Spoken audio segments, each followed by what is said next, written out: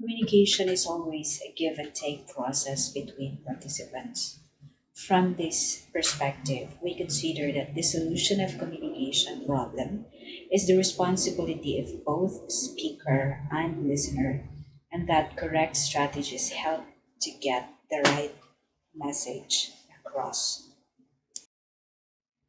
A communication strategy is a systematic technique employed by speakers to express their meaning when faced with a language problem or difficulty. Because English may not be our first language, it helps to keep on using the language in communicating with others. Practice makes perfect. One of the biggest sources of misunderstandings and communication breakdown is language. By understanding what strategies are helpful, we can help resolve problems and communicate better in English. Studies show that the following are the 12 strategies that speakers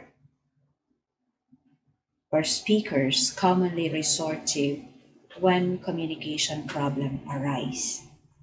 One is message abandonment. What does it mean?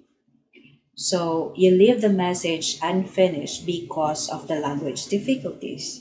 So since you don't know or probably you don't understand, so you just abandon the message. Second, topic avoidance. So you try not to talk about concepts difficult for you to express. Instead of dealing it, you avoided it. Three, circumlocution. You describe or paraphrase the target action or object. Fourth is approximation.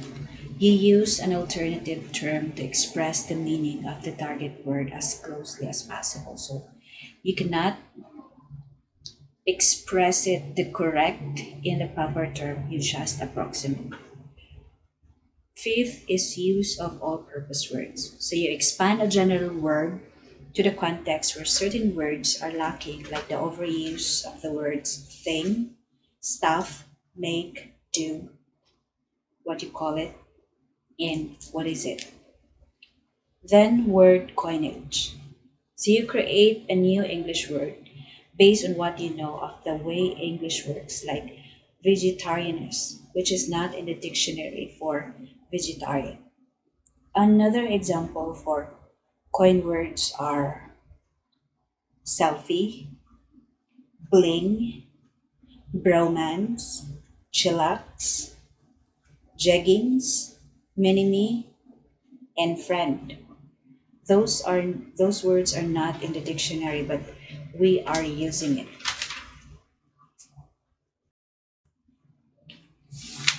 Then use of nonverbal means. You mime, gesture, use facial expression, and intimate sound to express the meaning you want. So you cannot express it verbally, you express it through nonverbal means. Imo na lang i-action, imo na lang gamitan og facial expression.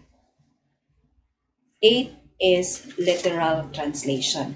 So you translate a word or an idiom from your mother tongue using the structure of your first language. So literal ang pag-translate.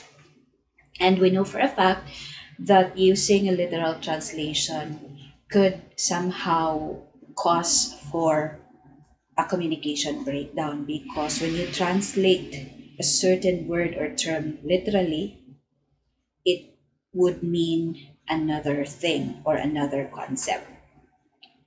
Then next is foreignizing. So you use the word in your native language, but you pronounce it like English. So like asan ka ni ato or okay kayo.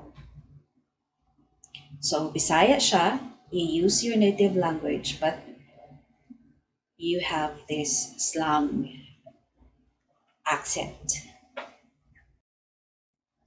Then code switching. You use the native word or expression for the English term that expresses the meaning you want. So you Switch, you code switch. English term, then you switch it in your native tongue. Then 11, appeal for help. You ask students or your teacher for help when you do not know for or forget some word structures or idioms. Do not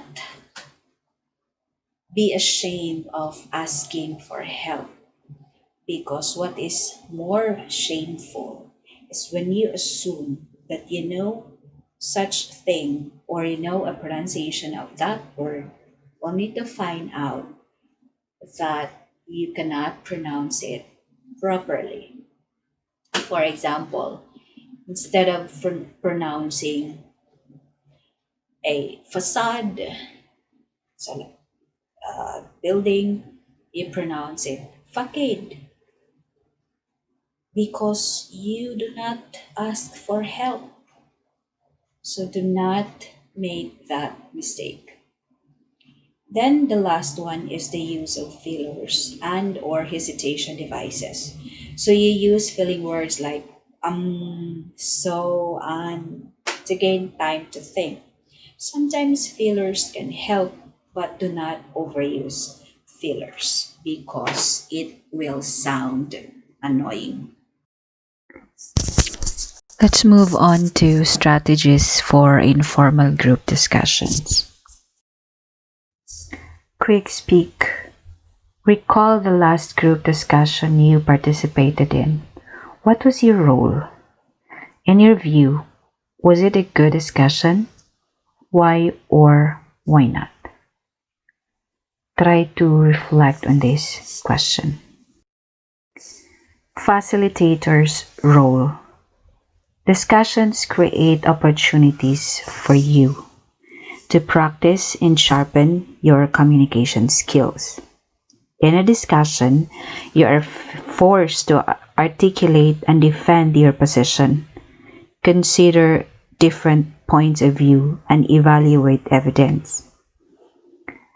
From experience, you have probably found out that productive discussions do not just happen. A clear purpose, preparation, as well as a desire to contribute actively are essential to a good discussion where everyone feels empowered. When you are asked to facilitate or lead a group discussion, plan ahead so it becomes animated but focused. Time is wasted if the discussion is allowed to go into detours that have no bearing on what the discussion hopes to accomplish. Apart from wasting everyone's time, pointless discussions frustrate participants and make them less eager to continue in the exchange. Now, to achieve a well-planned discussion, think about the cognitive, social and or emotional, and physical factors that come into play in an informal group discussion. Cognitive factors. Number one is identify and articulate objectives. Make sure the purpose of the discussion is clear to all participants and form your plan accordingly. If all the group members understand the goal, they are better able to focus their thinking and become more willing to participate in the discussion. Second is create an inclusive environment. Treat group mates with respect and consideration, and do not play favorites by letting only a few dominate the discussion. As the group leader, do not exclude others from understanding the context of the discussion or make them feel uncomfortable. Needless to say, do not use or allow others to use disrespectful language, whether verbal or nonverbal. At times, it is not so much what is said as the tone used that is rude. Encourage alternative views or counter arguments, as these make for a good discussion. Above all, be humble enough to admit your own ignorance or confusion. Third is plan ahead by asking the right questions. Thought provoking questions can be a good start to a healthy exchange of ideas.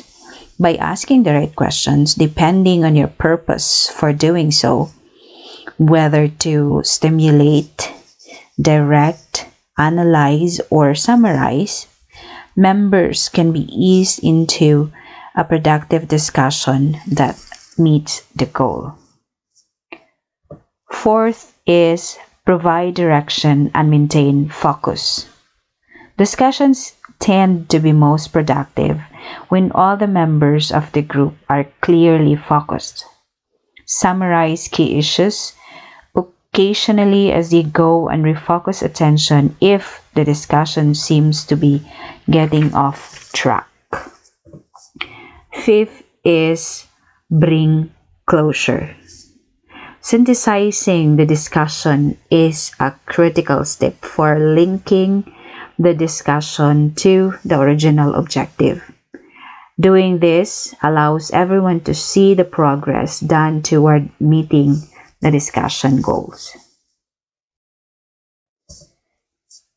Then we have social and/or emotional factors.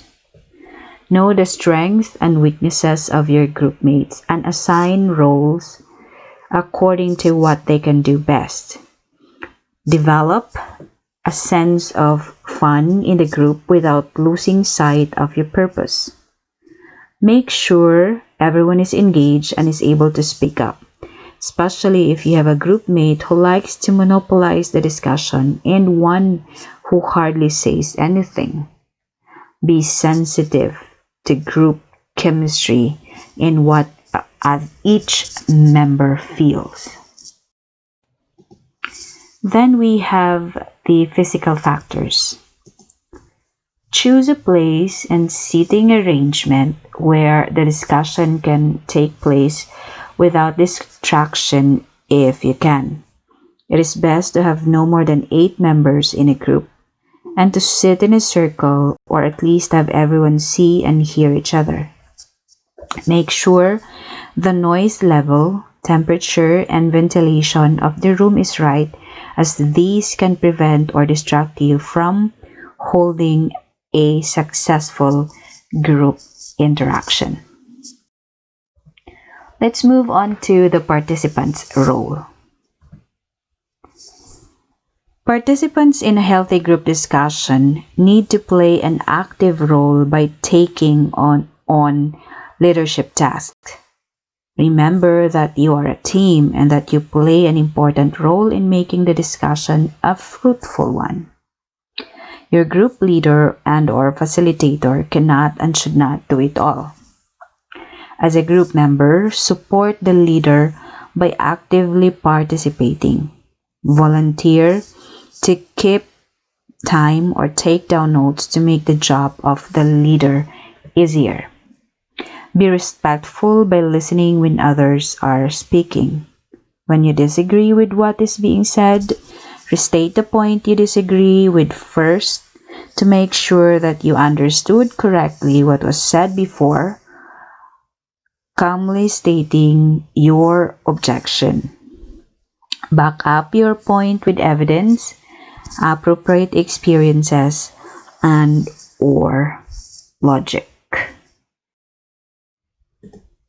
Let's do this exercise before proceeding to the next topic.